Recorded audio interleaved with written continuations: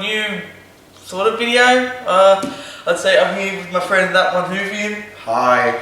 And today we're bringing you something very new. We are reviewing Doctor Who: The Leisure Hive.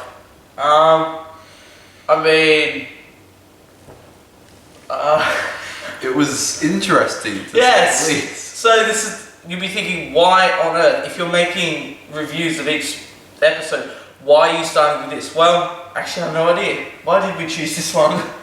It's like, I think I legit asked, can we run this on like a region 4 machine? It's like, yeah, I'm like, oh, let's do it then. Let's get into it. It's just like, it was like a cough and a burp just in my head. It was, oh my gosh. Alright. Holy shit. So, The Leisure Hive, which was the opening episode to season 18, and John Nathan Turner's first episode's producer, and what would you say? Would you say it was a success, or? How not to, oh, that was a good voice crack. How not to start an episode 101. Yeah. Don't start the episode with a 2-minute long zoom pan shot across the beach when there's literally only deck chairs and tents. It's a bad idea. It wasn't very engaging. Yeah, it was an interesting concept. It just went way too long. Yeah, it was suspenseful in the sense, oh, what the hell's going on? Like the first 30 seconds were interesting, then the next 1 minute of deck chairs, bloody beach tents. That wasn't fun. Yeah. So John Nathan Turner, it's not a very successful. I mean, season 18 was basically kind of a train wreck. You know, you got what did you think of Logopolis? Like, did you think? I thought Logopolis was all right. I guess. I thought it was okay, but I felt it wasn't the final that Tom deserved. I felt like he deserved something better. Because it kind of feels a bit weird that they have to go to Earth instead of like keeping on Logopolis where he dies and stuff. So, Leisure Hive. Let's start by what we liked. What did you like about it?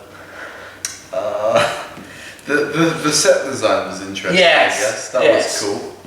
That was really good. Basically, well, the thing is, they basically filmed it in a giant garage. So that was actually pretty interesting. But yeah, that was really good. I like how they stepped up their game from all the 70s.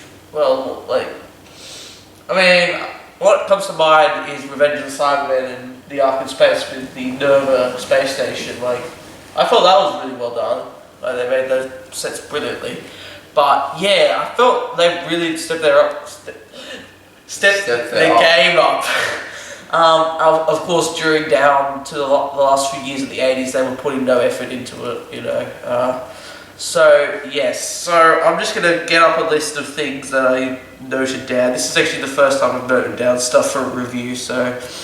we're getting technical. Yeah. So, first off, we've got the very long opening shot of the beach. It was too bloody long.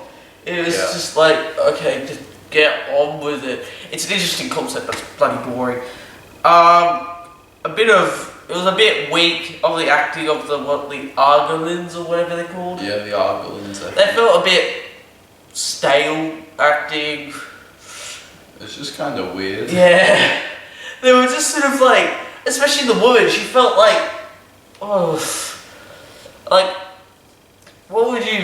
her acting was... It was just alright, I reckon. It got slightly better as it went along. Yeah. Good props. That was good. Yeah.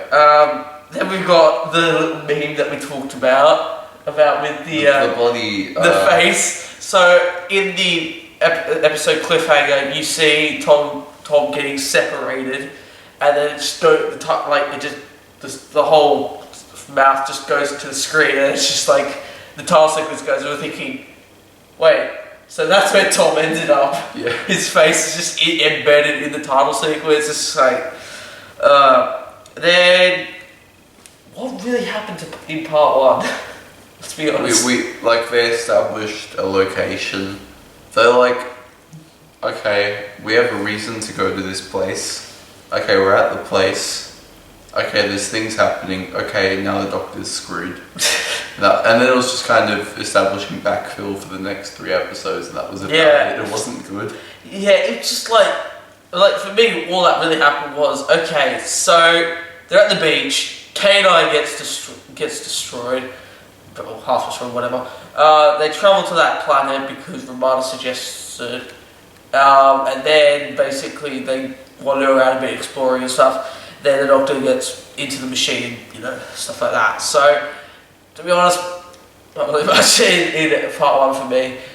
But then part 3 is basically really the main objective is just to get the 4th Doctor back to being young again. Yeah. Which, I mean, yeah, I suppose, that's a find out the way. But of course, there's that massive cliffhanger, which is the full part.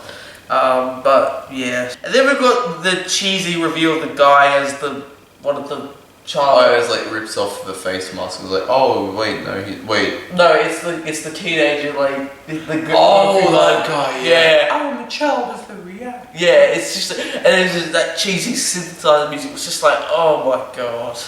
Yeah, it was like something weird like that. It was just bloody awful. Very 80s. Well, yeah, I mean, it was the dawning days of the 80s, like, when was it? Yeah, so 30th of August to the 20th of September 1980. Oh. It was lots of quite a lot of cheesy stuff. It's just like, it's really quite dull, I would probably say. Yeah. It was very, very quite dull, and it was just,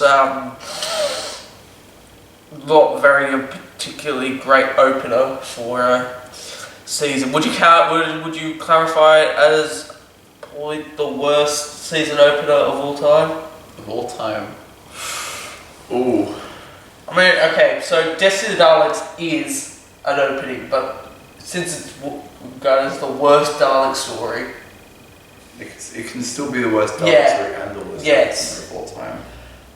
You can't count the Twin Dilemma because that's the end. Yeah, that's the end. That's the season finale. Worst season finale ever. Ooh. Time in the Rani was pretty shit. Yeah. I find that as a guilty pleasure for me. Oh no. Yeah, I think the main reason why I like it is because Sylvester McCoy is my second favourite Doctor. Like, I just love his complexity with it. But in his first season, it's all fun and thingy, and then you just jump to season 25 and season 26 is like really freaking dark. So you would say Time in the Rani? Yeah, I think that was Destiny of the Daleks. They were both pretty trash. Trash! Portrait Undead? I've never seen it. Oh, right. Yeah, I can see why Time in the Rani is pretty terrible. We're going through the new series. The thing is, all the new series ones are pretty good. Yeah. And then it just sort of goes downhill from there. Like, even Series 7B, it's like Bells of St. John. Oh yeah, that was decent. Yeah, that was good. And then Series 6, even the Silence 2-part, I really like that. I mean, Impossible Astronaut. Oh yeah. Smith and Jones was a bit. Yeah, that might be. That's a bit of a dodgy one. But Series 4, Partners in Crime. Okay, that's kind of laughable. That was great. Yeah. I mean, the villains are laughable, but It was weird. it was great chemistry between the Doctor and Donna. Yeah. So yeah. Even though it is a guilty pleasure for me, Time Around also that was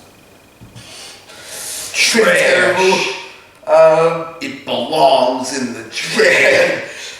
Would you say it's worse than Mark and Ronnie? Yeah.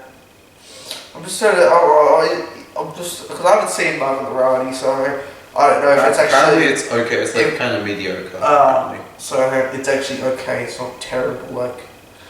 Otherwise they'd just be like, oh, the run sucks. She's terrible. She's pretty good. Anyway, Leisure Hive. So, I mean, let's go through. So, this is season 18, so obviously Tom was getting a bit sick of being the Doctor now. Well, towards the end, really.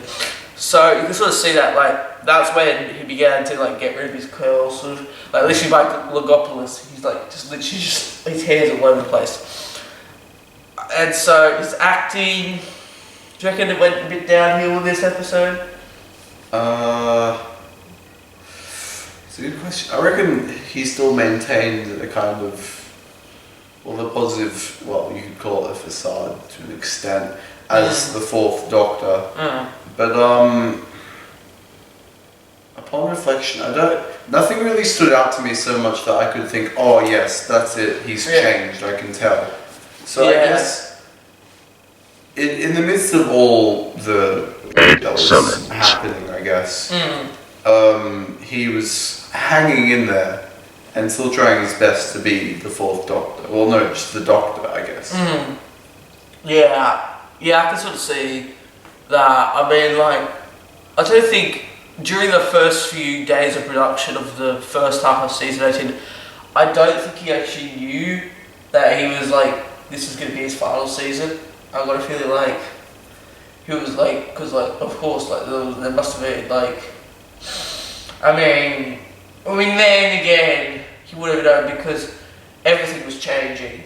Like it was like he felt like it was going to happen, but he didn't know when. Like he might even it might have been like what they did with season 4 back in 1966, where instead of giving the Doctor one whole season for his last thing, they give him 2 episodes, then he regenerates, and then the series continues from there.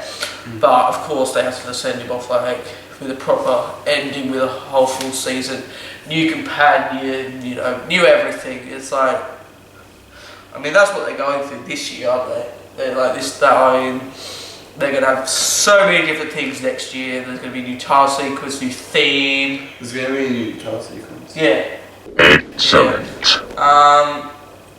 And what I really, really hope they want to do is they change the TARDIS exterior. Because that is just... No, I don't mind the TARDIS exterior.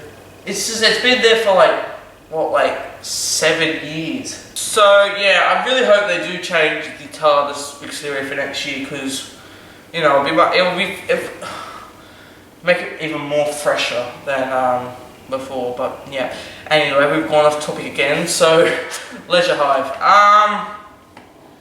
Okay, we've talked about what we like. What did we dislike? I guess it didn't really. It felt as if the story didn't really know what it was doing. Like, it was kind of like, okay, he's the villain, but there are these creepy people as well, and they like kind of killed this guy. And so they didn't kill him; they turned him into one of them. Yeah, it's like, oh yeah, and then there's this whole like war that kind of happened. But then, you know, this guy still wants to kill people. But like, these people are okay, but these other people who are like them aren't okay. It's not so much confusing, it's more just bizarre. It's just like, it's like you take the plot and then you take out like lots of chunks of it. Yeah. And just put it into a story. It just doesn't work. Like, so, I mean, I guess you could say it was well written but poorly executed. I guess you could say that. But yeah, in hindsight, not a particularly good story. Yeah, opening for season 18 wasn't really strong that much, so I mean, probably one to forget, to be honest. I mean, nothing really continuity-wise happens, so you can basically literally leave this out of your collection if you have to. But yeah, so what would you give it out of 10? Crikey. It was an interesting setting. Yeah. The first episode was weird. It's like, oh yeah, sales are going down, you know, we gotta sell the business, man. It's got sounding, you know, more like bloody a business show Yes. more than Doctor Who. It's like a sellout. Gosh, John Nathan Turner, what are you doing? Yeah. But I guess it had political undertones. Yeah. There was a war thing, it lasted for 20 minutes, it was brutal. I feel like they could have actually paid more attention to that. Yeah. But instead of, like 2 minutes on the beach, then, if you had it together about 3 minutes worth of just shots taken from outside the exterior of the bloody Leisure Hive. It's like, oh yeah, this is the Leisure Hive. Did you forget this is still the Leisure Hive? Literally nothing has changed and this is the Leisure Hive. Like, they could have used their time better. It's just, time management to an extent. Like, how could you have used this space to actually add something to the story and not add more shots of the outside of the Leisure Hive? So I'm just gonna give it the 4.75. That's very specific, I know, but it doesn't deserve a pass though. Yeah. That's a good question. What would make it deserve a pass? Yeah. It's actually done anything to deserve that beyond beyond the actual I actually can't aesthetics. think of anything. Maybe like a more thought out plot, maybe. Yeah, no, it's getting a 4.5. Yeah. I'm just gonna leave it at that. Going back to whole with production and stuff. Like, I remember watching, the Fine Brothers react and teens reacting to Doctor Who, and the reason why most of them hated it was because of how terrible the visual effects were, and that's for the new series. Oh god. I'd just love to just go over and say, here, take one of these, just to pops the Leisure Hive. Gosh. You are reacting to that. No, even better, you react to Invasion of the Dinosaurs. Holy Excellent. Yeah. My gosh. No, you react to Underworld. Wasn't that when they were testing out green? Yeah, screens? that's when they were no. because that was they were trying to compete with Star Wars. It was just so bad. Why would you try and compete with Star Wars? Oh my gosh. That's literal suicide. So, for me, I felt it was okay. It was okay, but definitely not the greatest episode of all time by far. Certainly not the worst, but definitely around in the good one category. So, you know what? I'm gonna give it a 4.9 out of 10. So, Fair enough. yeah, I don't think it deserves halfway. It's just a little bit under.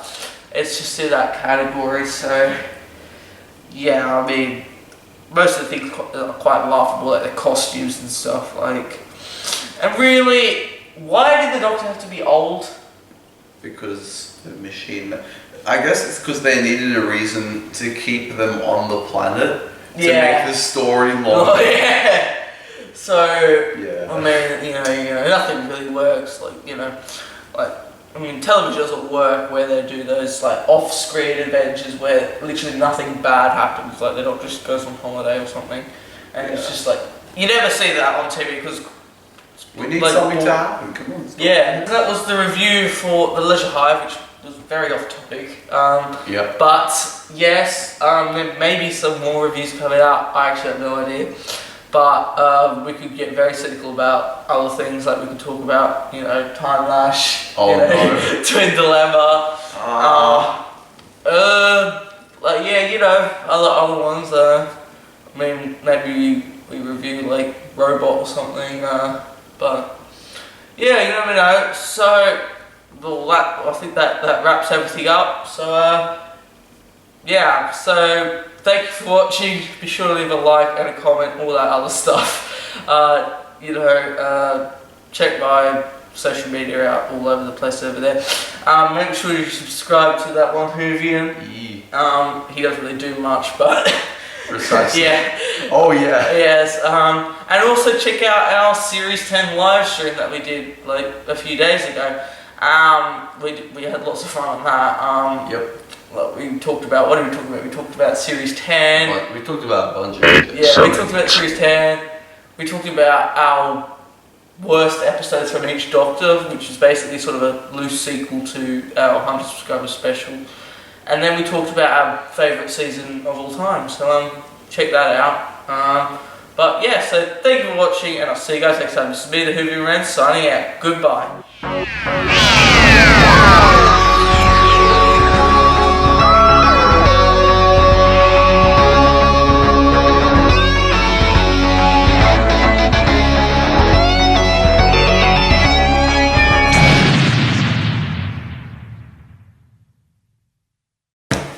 I really gotta pee.